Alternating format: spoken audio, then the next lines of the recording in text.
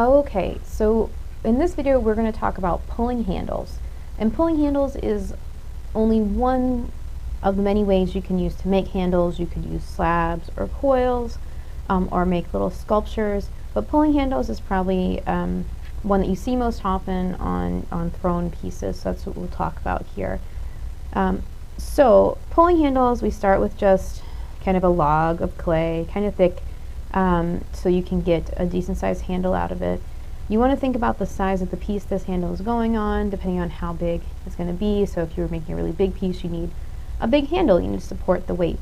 If it's a smaller piece, it can be smaller. However, I think the biggest mistake people make when they first start doing handles is they make their handles way too small, way too thin. If you think about what's comfortable to hold in your hand, you don't want to like have something super small because you have to hold on to it super tight, and that's really uncomfortable.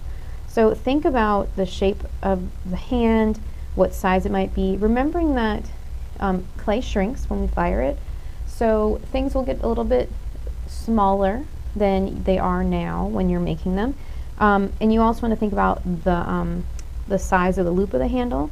So if you want to fit your whole hand in there, then it needs to be like an extra finger width wider than that. Same thing, if you make a handle that only fits one finger, when it's wet, it won't fit any fingers when it's dry and fired. So remember that as we do this.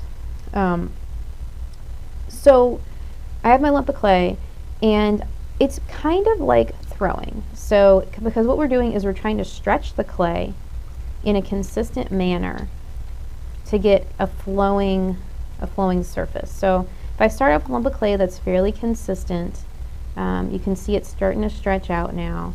The end is a little wonky, and that's okay. I don't want it to be super wonky because it could affect what I'm doing, but I'm going to cut that end off, so it's okay. So I'm using water, and I'm just applying some pressure, but not a ton, because I don't want to make a thin spot in the handle, and it's getting longer and then thinner. You'll notice that it sort of is thicker at the top, thinner at the bottom. If I need to pull some more clay down from the top, I do apply a little bit more pressure at the top there. You can see it made it a little bit off, but I can adjust that with the pressure that I use and keep gliding down, and it's going to get longer. The way we hold our hand can affect the shape of what you get in the handle. So if it's a circle or a flat, is going to change the way that this gets pulled and change the way it'll feel in the hand. So there's a lot of position you can do with your hands to change the shape of this, right? So if it's more circular or it's flatter, it'll give you different results.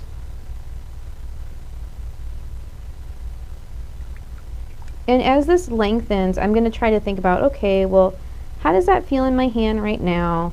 Do I want it to be rounder? Do I want it to be flatter? Is it comfortable? Does it feel too thin already? Is it still too thick and I wouldn't want to hold on to that? So as I start to get length, I maybe want to check and see what it looks like as a curve. So I'm going to gently curve this around and think, okay, well, that's kind of a nice curve to it. It's got a decent amount of room that I could use. I think I want to take away some of the thickness at the top though. So I'm going to squeeze a little bit more at the top.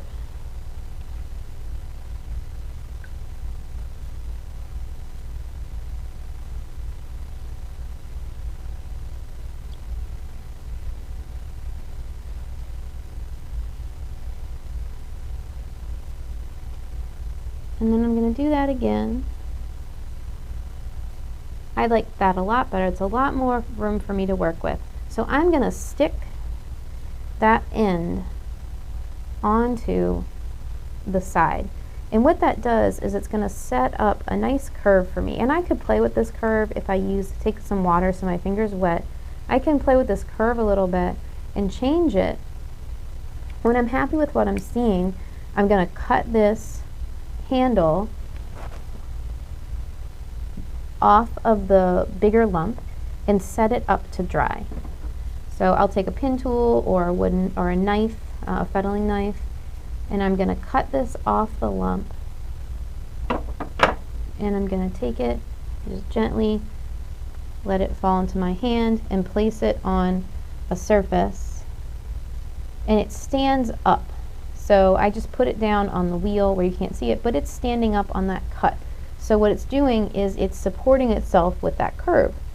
Handles are going to dry very quickly, like in 20 minutes probably. This will be dry enough for me to pick up and move the curve a little bit if I want, and then wrap it up, spritz it and wrap it up so it's ready to attach to a leather hard mug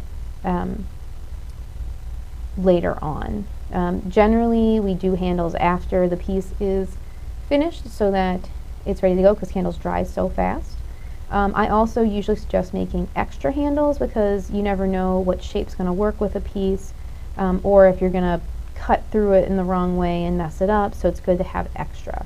Because I'm not going to use that whole curve, I'm going to cut out a part of it and use that on my piece. So I've got a lot of room to play. We'll have another video later about attaching handles to your piece and using what you've done there to decide what you want to do.